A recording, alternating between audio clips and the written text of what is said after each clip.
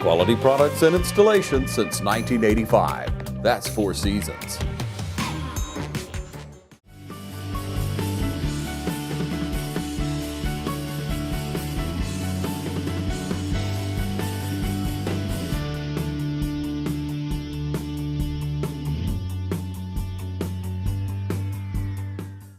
I just feel comforted in the fact that we're here today to gather and have some sense of normalcy back in our lives again, even though the face mask and the social distancing isn't the norm that we're used to, but it does feel so good to be back together in a small group like this. So thank you, Heath, and to your staff for organizing this and putting the precautions in place to allow us to be here today.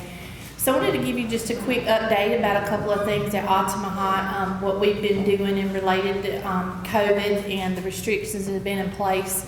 You know, early on, back in the spring, we did suspend disconnection of service for non-pay to help our members who were struggling with their finances and their jobs as it related to the pandemic.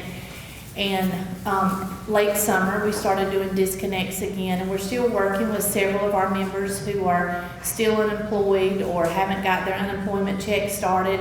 And I think we've called on Representative Hatchett to help a couple of those who are struggling. His office was a big help to them, so thank you for that, Representative Hatchett.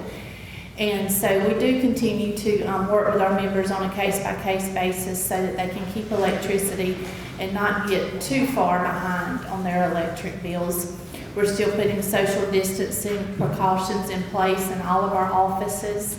And just as a reminder to each of you here in Lawrence County, we do have an office now in East Dublin. It's been open for almost 2 years out on Ed Beckham Road. So for those of you who are Altamaha members and you need our services, please feel free to utilize the office on Ed Beckham Road. I know we will probably touch later or maybe even go in depth on rural broadband and the need and what's going on with that. So I wanted to let you know where Altamaha EMC stands on that. We have applied for some grants through the Reconnect America or Connect America grant, and also through a fund called RDOF. And we did find out last week that through the RDOF funds, we have been approved for some census blocks. So exactly how that'll play out, we're not sure yet. It's still very preliminary, very early stages, but we are committed to doing our part as much as we can to bring adequate broadband service to the rural areas of our service territory.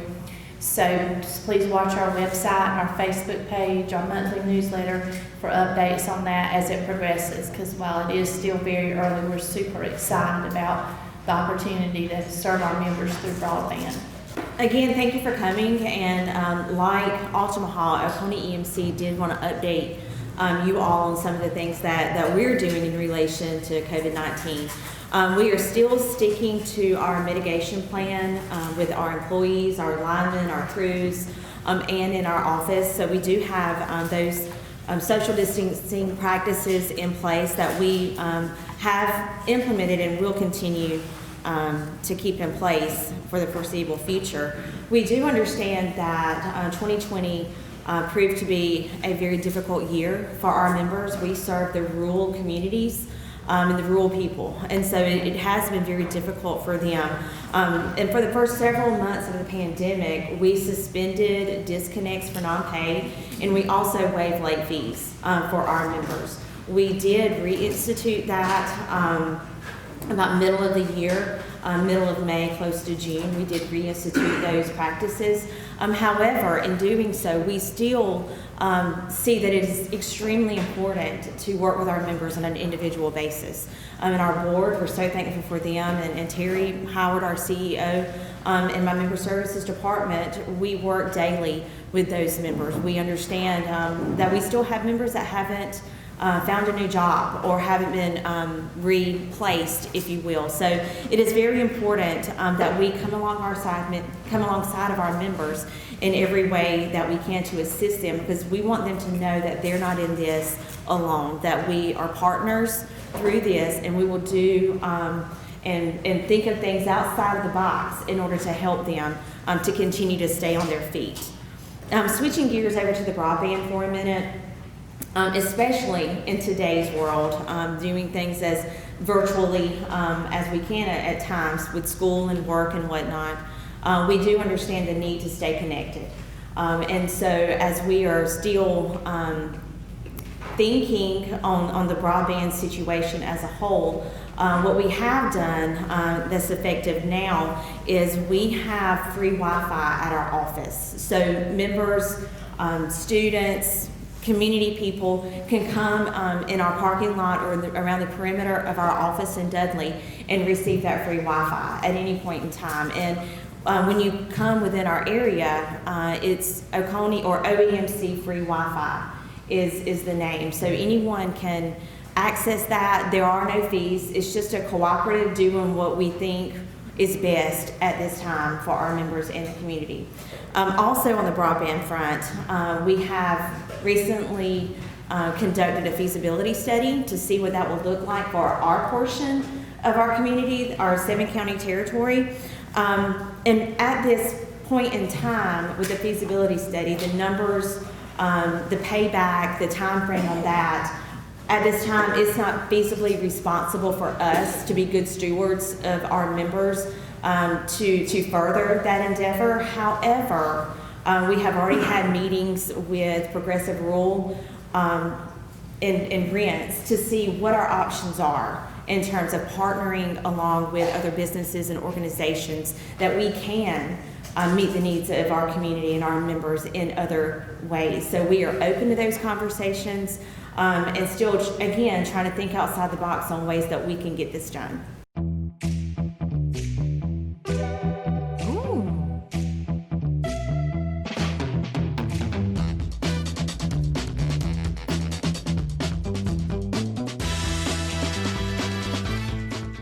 Portions of this program are brought to you by CurePoint Cancer Treatment, 2406 Bellevue Road in Dublin. At CurePoint Cancer Treatment, we're bringing you state-of-the-art cancer treatment right here at home.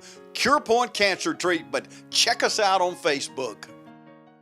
So at this time, I also have the pleasure of introducing our speakers. So we will transition into that portion of today's meeting. First, we have Senator Larry Walker. Thank you, and thank you for being here with him. We have State Representative Matt Hatchett. Thank you. We have Matthew Bradshaw with the City of Dublin. And we have Bryan Rogers, who is our County Administrator for Lawrence County. Great to be here. Always good to be in Dublin, Lawrence County, and in this beautiful facility.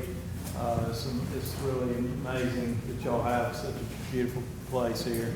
I want to thank our sponsors, Altamont and Oconee EMC, for doing this. The EMCs do so much for our communities. They not only keep the lights on, but they're great partners for economic development in their service area, and I really appreciate working with them, and I'm excited about the news they shared with us this morning. I want to thank you all here, the people of Lawrence County, the voters of Lawrence County, for re-electing me to the Georgia State Senate for the 4th time. I got great support from this community, and it's very gratifying to get that, and I appreciate it. I don't take it for granted, and I'm working hard every day for Dublin, Lawrence County, and I hope you'll find that I'm accessible to you, and if you ever have a constituent service need or an issue or any legislation you want to talk about with me, I hope you'll call my office, and I'm happy to speak with you or send me an email. We are going to, I think the topic today is to talk about what we look forward to for the 2021 legislative session. I do want to touch on a few things I'm real proud of from the 2020 session. We passed over 20 healthcare related bills. We tried to deal with the pharmacy benefit managers to bring transparency to that system to hopefully drive down costs on your prescription drugs. We dealt with the surprise medical billing issue that Congress has failed to address, but we've addressed it at the state level to the extent we can on state regulated plans. So no longer will you be in the middle of a dispute between your insurance company and the provider for a medical bill. Had a very, very successful session. We did have, of course, to cut the budget, and we thought we were going to have to cut it 14%. Fortunately, we only had to cut it 10, but it was still difficult. We had to cut even our school systems, our university system, technical college system. Nobody was immune to the cuts. And in fact, we cut our own pay in the legislature so that we would not have to furlough our staff. The Republicans unanimously voted to do that. A lot of the Democrats voted against that, which I thought was sort of unconscionable. But so I was proud that we stepped up and we took a hit on that too. But looking forward, certainly election reform and election security is going to be a top priority for us in the state Senate. We are in fact holding a hearing in the morning at 10 of the Government Oversight Committee where we'll hear from the Secretary of State and others about this past election, what worked, what didn't work, areas where we can make improvements. Certainly we're going to be looking at absentee ballots and the identification of who's voting, whether it be a photo ID or the signature matching. That's be a topic of great concern. The drop boxes, ballot harvesting is already illegal in Georgia, but we want to make sure that's not taking place. I want to be sure people that register to vote are indeed residents of the state and intend to stay here and not temporary residents. So that'll be a big topic, and we're already starting to work on that. The budget's going to be difficult. Our appropriations chairman is Blake Tillery, and I've spoken with him recently. The economy has been amazingly really resilient through all this COVID stuff, and our state revenues have been encouraging and positive. But his concern and my concern is that a lot of the money that's been flushed into the system by the federal government with the additional unemployment benefits and the PPP money, et cetera, especially on the unemployment benefits where people were able to get $600 additional over and above the state amount. That money is taxed. So our state income tax has been up, and it's been kind of artificially inflated because of that unemployment money. But in April, or really before April, when people start filing their tax returns in probably January, February, March of next year, a lot of those people that got that $600 a week boost to their unemployment, they're going to get a pretty good chunk of money back on their state income tax, which will adversely impact state revenues. So I feel like we're going to still be in some very tough economic times as far as state revenue, unfortunately. I'm interested in trying to restore the austerity cuts to education. That's my priority, and I feel like most of my Senate colleagues feel the same way. So if there's any way we can do that, we're going to do it, but it's going to be difficult times. I'm very interested in rural economic development. I've passed some good legislation that's helped in that area. I intend to keep pushing that. Broadband is going to be a big topic, and just kind of getting our economy back going is going to be very important. I know healthcare will still be a hot topic, and there'll be some more improvements we can make in that area. Agriculture is our #1 industry by far in Georgia, and I want to make sure that our farmers are not afraid to invest because of frivolous lawsuits, frivolous nuisance lawsuits. And I hope the House will send us some legislation. We passed legislation this past session, toward the end of the session, to help our farmers on nuisance lawsuits. And I hope the House will look at that and maybe send us a bill that they can support and that we can support in the Senate on that issue. But with that, I'm happy to answer any questions later or at the appropriate time. Lawrence County's leader in hometown banking is Farmers State Bank. From our customer service professionals to our mortgage specialist or any of our professional lenders, we're committed to making banking as easy as FSB. Farmers State Bank, with locations in Dublin and Cadwell, member FDIC, and an equal housing lender. Stop by today and find out why we make banking as easy as FSB. Glad to be here. As Larry said, thank you to the sponsors, the EMCs. Y'all are becoming regulars of this, and we appreciate it. I want to apologize because of the rescheduling of this event. It was my fault, but I couldn't control it. So a little COVID got me and I couldn't get out. So I was quarantined, but we're here, we're going strong. Larry must have looked at my notes that I wrote down talking today. One thing we did do this year that he didn't mention is our legislation on hate crimes.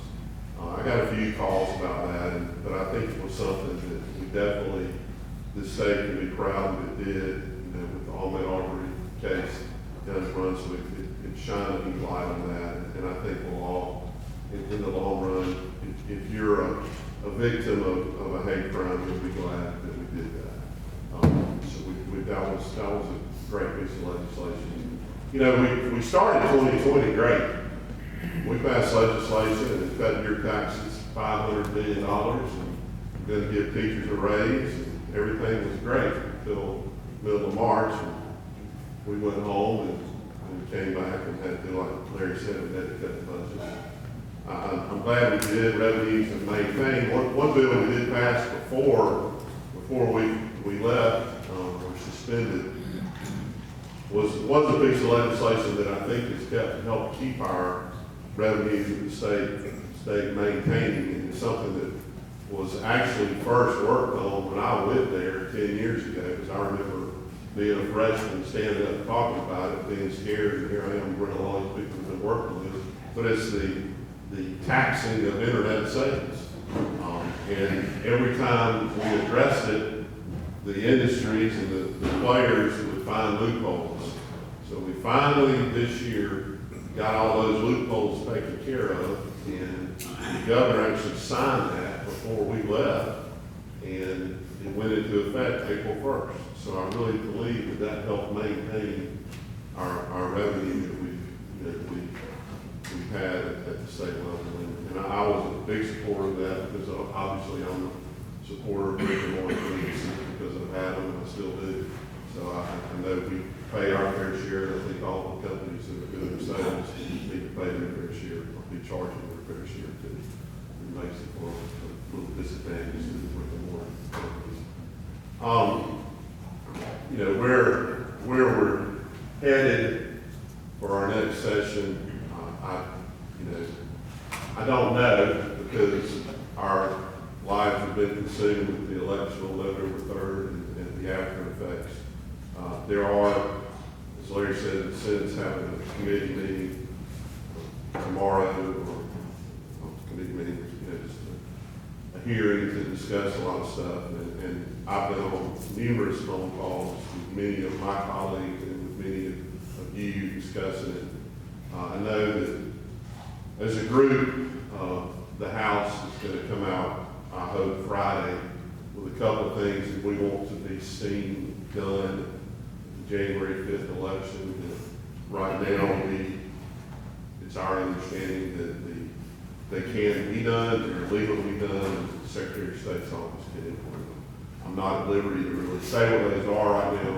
If as a group we don't, I will do it individually, because I believe that these are some things that can be done to further protect our election system. We can't go in and wholeheartedly change things, because the timing, you can only do certain things with elections with certain lead times, so we're within that. But there are some other things that reviewing things that are taking place that can take place. And I hope that is out in the world Friday. So, we did have a good year locally in the budget. Hasn't gotten a lot of press, but we were able to get $4.8 million in the budget for Middle Georgia State University to beef up the nursing program. It's going to be basically remodeling and doing some addition to the building where the library is, that portion, to totally focus the nursing program there and hopefully get to a BS in nursing here down the road. And we could be training up to 100 nurses a year. The whole goal is, raise them here, educate them here, and they'll stay here. Because everybody in the healthcare world knows that we can't find enough nurses. If you're an RN and can't find a job, we're in trouble. But we wish it was like that. I know our VA director back there will say that. So, I mean, if you're a nurse, you get a job. So, but I look forward to this year. I know we got to be there on the 11th. The way how we're going to look this year, I don't know as far as are we going to be at 3 different locations like we were last time. I hope not. But we will go on and keep working. We will have this year in August. Hopefully, we'll be having a special session to do redistricting, so we could end up with more representatives in Lawrence County or less. Right now, there's 3 of us that represent Lawrence County. I will definitely be still representing Lawrence County. And this is the 6th time that I've been elected. So thank you very much for having confidence, and I hope I can still deliver and keep working with this guy and this guy. I think Bryan's had words for me and with me and to me over the years, but sometimes they're good. And when I call Sam, we got money, he smiles for a little while anyway. But thank you, and look forward to taking questions. It's really hot outside, and the deals are even hotter with the City of Dublin natural gas. How would you like a free 40-gallon hot water heater plus free gas installation? It's easy. Just pick up the phone and call Brad Grimes with the City of Dublin Natural Gas, 277-5048, and get a free hot water heater and free installation. The City of Dublin Natural Gas, saving you money every single day. As Matt said, it's when times get tough, we all get a little, testy, I guess. But I can't say enough about you and Senator there that y'all always represented as well. And y'all never not returned my phone call, and never not took it, so that's a good thing. So we are fortunate to have a relationship where we can talk freely and frankly, and they understand our problems, and then we can kind of better understand the situations that they're going through. 2020 has been an interesting year. For all the bad things that have happened with it because of COVID, it really has caused us to look outside the box on a lot of things, tighten our belts. Sometimes it takes these challenges to really kind of break your mold. It's amazing. I started my 19th year here in Lawrence County, November 1st, and my 27th year as being a county administrator, between Evans County and here. I think the longer you're in a position, the easier it is for you to just kind of say, well, this is the way we've always done it. It's working pretty good. We don't need to change anything. And that can kind of creep up on you, and it can cause a lot of problems. I can tell you, because of the COVID things that happened, a lot of the uncertainties that came about, that we were concerned about, worried about. Some of them happened, some of them didn't. It caused us to really look outside the box and to kind of challenge our employees to give us their perspective on things and say, all right, how can we think better? So we took some of those ideas and some of them just were home runs. Some of them were just plumb strikeouts, but we tried, and that was a good thing. I think it helped our employees seem like, hey, I'm part of the team more, because they're really asking, all right, how can we do these things instead of it just being always just being from the top down. We really brought a lot of input in from our employees, and I think that helped us as a county organization as a whole. Some of the things that I'll just give you 2 examples. Seeing Ben out there, because I'm still working on some of this with him. We looked at how we were doing our health insurance as an organization. look, how can we do better? And, you know, so we really got outside the box on that and have partnered with our local medical facilities here in Lawrence County to be our own health provider. In other words, we're not going through Blue Cross Blue Shield, we're not going through Aetna or Humana. We've contracted directly with HCA, with several local doctor's offices, with our local dentist offices, our local chiropractors, working on, you know, some pharmaceutical things here at Geico. And, you know, so far it has been great. Customer service has been, you know, 100 times better. And, you know, and the savings has been there that we had hoped for. Maybe not in every little sense of the word, but overall, you know, we're saving money. We probably would have never felt comfortable enough to do that had we not really started looking at things. Our emergency services academy, I call it an academy, it's not an academy yet, but we're doing a lot of our own emergency services training. We're now also in the high schools, partnering with our school system, those senior year class people, where the county is actually providing an EMS instructor, and we identify people. We're teaching a year-long class at the end of their senior year. They would be able to sit for the national EMS exam, either basic and then go and get their advanced. But so you got a kid now that can come out of the senior year in high school, he can take the basic EMT exam. I can put them to work, and there's 158 other counties and hospitals that can put them to work immediately. There's such a shortage, we can't rely on other people to solve the problems for them. So we're kind of taking the bull by the horns, and we're saying, all right, what can we do to do things like this? How can we create those employees we need for our workforce? You know, those are things that we looked at doing because a lot of people with COVID just really scared people away from that field. You can imagine my EMTs, you know, going to having to pick up a person that he knows guiding everybody in PPE gear and all the uncertainty that was out there. We were having a hard time, as well as every other community, of recruiting EMS professionals. And that's going to continue to be the problem. It has been a problem, and it's only going to get worse because now our local hospitals and hospitals throughout the U.S. are employing our paramedics. They found, hey, these guys are great in emergency room settings because they're used to dealing with trauma, they're used to having triage people. So, you know, that's pulling from them.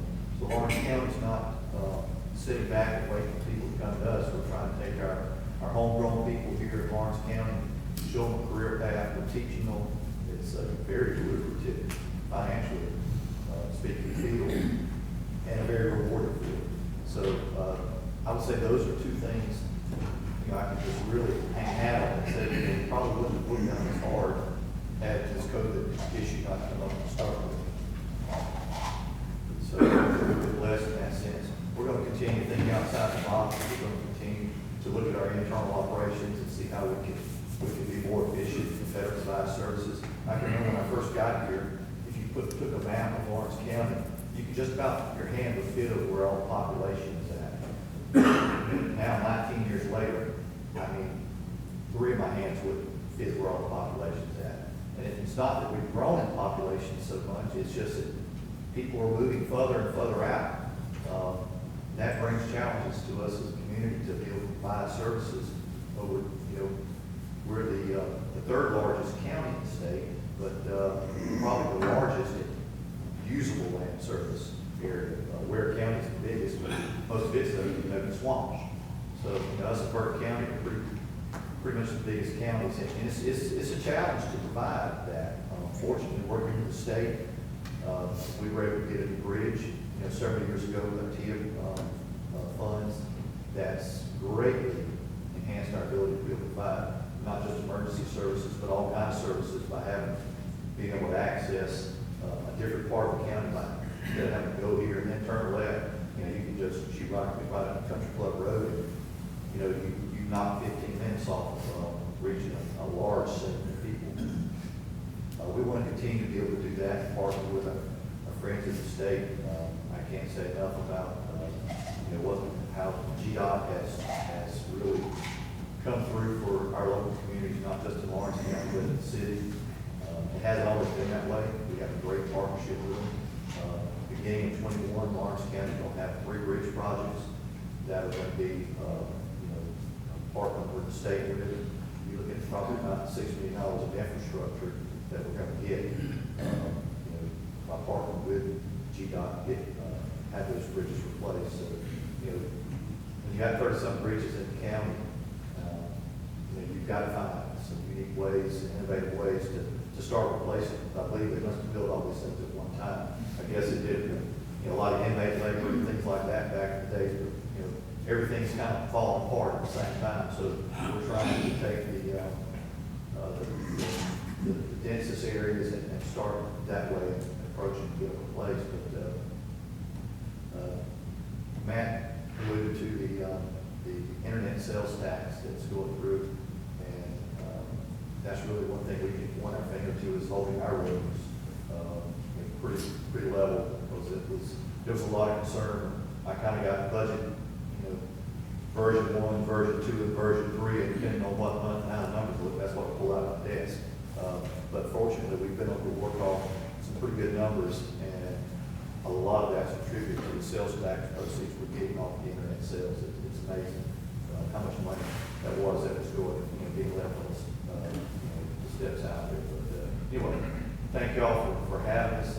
I've got a great board of commissioners to work with. I've been blessed ever since I've been in Lawrence County. I've had great commissioners to work with. I can assure you the group we've got in there right now, they're looking at every way to maximize the use of taxpayer dollars and to provide the services as efficient as possible. So if that's what they require of us, that's what we're going to continue to do. And we just need your prayers and support to do the job we're doing. Hi, I'm Anna Grace Myers from Myers Equipment and Supply, inviting you to come in today and see our full line of Gravely zero-turn mowers. For more than 100 years, Gravely mowers have been fueled by a constant drive to improve. Built to mow the distance. Find your new Gravely mower at Myers Equipment and Supply, 301 North Jefferson in Dublin. Hi, I'm Jeff Cannon, President of Citizens Bank of Lawrence County. When we began looking for a location for our second Dublin banking office, the historic Henry building looked like the perfect spot because Dublin and Lawrence County is our focus, and making banking easier and more convenient for our customers is our goal. Citizens Bank of Lawrence County, member FDIC, and an equal housing lender. A local full-service community bank offering quality banking services. Citizens Bank of Lawrence County, now open in downtown Dublin. I'm Matthew Bradshaw of the City of Dublin. I'm the engineering director. I've been working in the City of Dublin since 2009. And I'm actually filling in today for Lance Jones, our city manager. He's out sick today. I think he's okay, but just hopefully there's not COVID, but you never know these days. I know the city has taken all kinds of precautions, and as Bryan said, we've adjusted a lot of things. We've been doing City Hall right now is close to the public. It's made us change the way we operate. Our drive-thru is still open. We're doing a lot of things to the drive-thru that we never thought possible. We're taking inspections, requesting permit fees and things like that. So we really had to adapt, but I think when it's all over with, it's going to make us a much more efficient organization and community, as Bryan talked about. I'm not sure what all Lance had on his mind to speak about, but he asked me to talk about a couple of things that I'd be most familiar with, and that's the Hillcrest project, and also a TAP grant that we have through GDOT for East Jackson Street. Before we talk about Hillcrest and what's going on out on the road right now, Bryan mentioned it, I wanted to piggyback on that, but Hillcrest is a TIA project, Transportation Investment Act. That's a 1 penny sales tax that we get, and I know Bryan will agree with me that it has allowed us to do things that we didn't see possible. So keep that in mind. That's going to be coming up on a vote in a few years. So we want to keep that coming to us, because I think we've proven that we can spend the money in an efficient way to make some big improvements to the transportation system right here. Now, if you're out there on Hillcrest today, you might disagree with that. There's a lot of things going on out there, and it's a major undertaking. I was born in '85, so I can't say for sure, but I think that the Hillcrest project is probably one of the most major transportation projects the city has undertaken in my lifetime. It's going to be a great improvement to the area, and I really think it's going to provide some good connectivity between 441 and Highway 80. If you've been riding up and down the project lately, you're probably like, what are they doing besides just tearing all the road up? When's this thing going to look like a road construction project? It's coming shortly. We've been doing a lot of underground utility work, doing power relocated poles to make way for work that's going to be coming on in the future. But starting at the beginning of the year, you're going to see more road work. I'd like to call it curb and gutter, sidewalks. You'll see road base starting to go down. So hopefully it's going to continue to go good. It's actually, we've done really well, better than I expected. We haven't had a lot of major crashes that I know about. We've lowered the speed limit to 25 from one end to the other, and I think we're a little encouraged that people have been obeying that, and that's not, just to slow people down to make the construction go faster. That's to make it safer for the people that are out there working every day, because we want them to return to their families every night. And some people that drive around Dublin think that Hillcrest is a speedway, and there are some areas where there isn't as much development, and you can kind of go a little bit faster. But during this construction period, we really need to slow down, and also with the schools. One thing, I try to look for all the positive that's come with COVID-19, but one thing that's been very positive for us in this construction project is the schools being virtual for so long. They just started back not long ago, but that really allowed us to do some things that we didn't foresee with all that school traffic. Because I don't know if y'all ever noticed it, but if you're ever going to work in the morning, like, where's everybody at? Where's all the traffic at? And usually if you think, well, it's a holiday, it's a school holiday, or the kids are out for some reason. It makes a huge difference when you have all the school traffic on top of all the business commuter traffic in the mornings and afternoons. So that's really helped us out a lot in getting that project finished. Right now we're looking by May of 2021, half of the road should be complete. It's going to be a 5-lane section, so basically all the traffic will be on one half of that 5-lane section. And then between May 2021 and February 2022, the other half will be completed. And then at the end, the traffic will be turned on the complete 5-lane section. I think it's going to be, in the end, a very good thing, and I appreciate everyone's patience and cooperation with getting that project done. We are adding a traffic signal at Shamrock and Hillcrest that's going to make it a lot easier to make that left-hand turn out in front of the high school and go towards Kroger. So that's going to be a big improvement. So we're looking forward to that. The next project that we want to talk about is something that probably a lot of people don't know about. It's in the works. And that's some improvements, streetscape and landscape-wise, to East Jackson Street between the Federal Courthouse and the River Bridge. Once you pass the courthouse, there's a different feel if you're headed east. There's a lot of, old commercial and things that need to be updated. So what we would like to do is carry the downtown feel that you get on West Jackson Street to East Jackson. So we're going to accomplish that by some streetscape measures, sidewalk updates, trees, lighting, some medians, like landscape medians, so there's not just a turn lane all the way down the middle of the road. There'll be some landscaping to break that up. And we're doing that through a TAP grant, which is a Transportation Alternative Program grant through GDOT. And right now we're in the design phase of that. We're working through the environmental, historical, all those things have to be researched before we can get the design going. And once the design is completed, we'll be working on getting the construction funded through the same program for that. So look for that in the next couple of years. But I think that'll be a great improvement to that side. Hopefully we can take the energy of West Jackson and transfer it to East Jackson, and we'll see some development of that.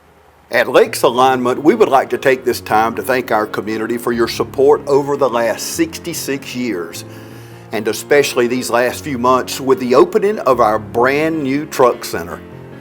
When you drive into Lakes Alignment, you get master trained technicians like Anthony Penny. Everybody calls him Bug, but it means so much to us. And on behalf of Neil Harden, Lisa, our staff, and the entire Lake family, we thank you for supporting us since 1954. Come see us today. We open every morning at 8 o'clock, and now our truck center is open on Saturday to serve your big trucks and equipment from 8 until 12. At Lakes Alignment, we thank you and this entire community, and will continue to serve you with the best trained staff and friendly, courteous service. Lakes Alignment, hometown people serving hometown people. Come see us today, 104 Johnson Street, East Dublin. If both of y'all would address this, Matt and Larry, first of all, thank y'all for going to bat for mental health this past legislative session. I know it was on the chopping block like a lot of things, and I know y'all are humble people and you never said a word about it today, but y'all really went to bat for mental health. With that said, what is the long-term plans? We don't have mental facilities like in Dublin. We have the Quinton place. We can put them in for 5 days. They're back on the street. Is there any plans this session or down the road for any long-term, because mental health is real, and I know both of y'all agree with that, but what are the long-term plans and what are the short-term plans?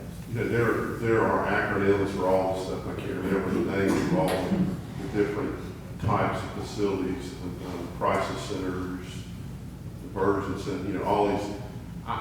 I know that every year we have put money into the budget to increase the actual facilities and beds that are available out there.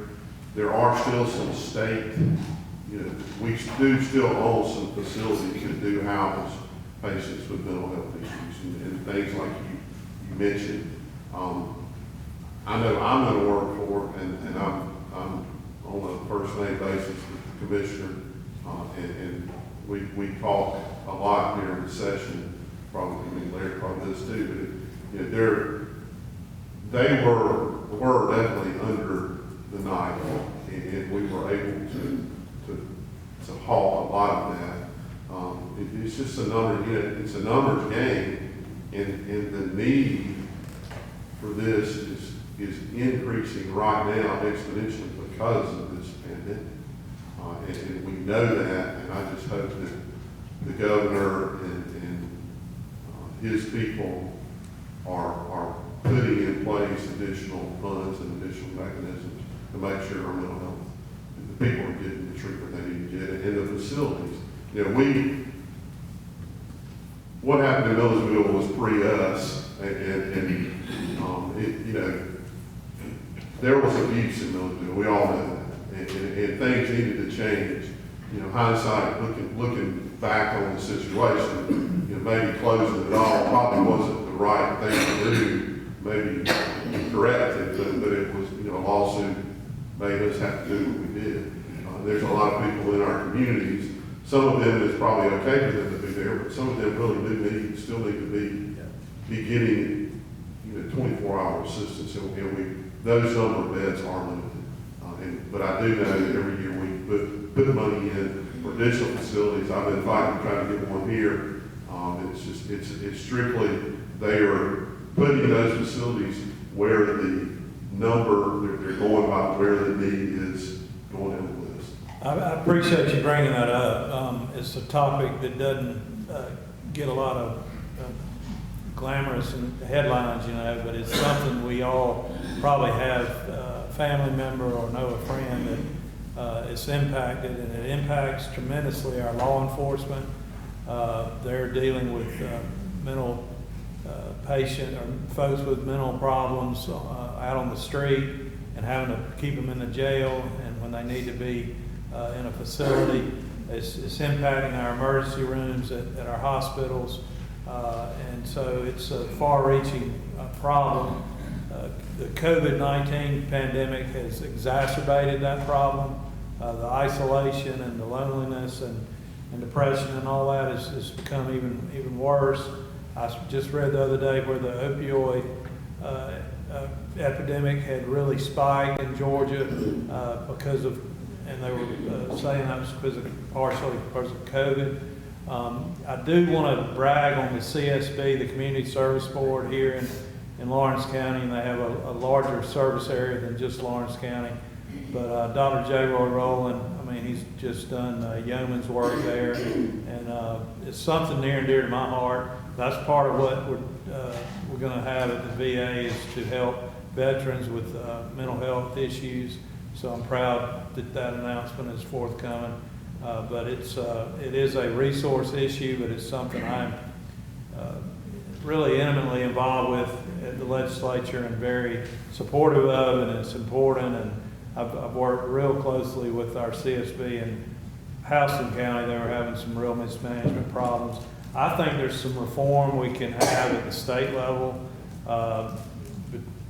We have several, probably 20 years ago, 15 years ago, DBHD was set up to be our mental health agency, but they are not the agent for CMS, for Medicaid.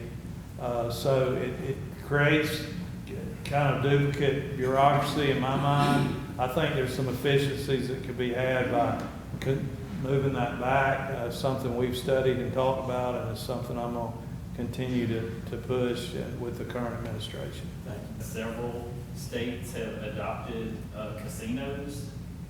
Are we discussing that, or is that possible? It's been on the table every year I've been there. I would not be surprised at all if it came up. So, who knows? Could the health care plan that you discussed be shared among other businesses in Lawrence County?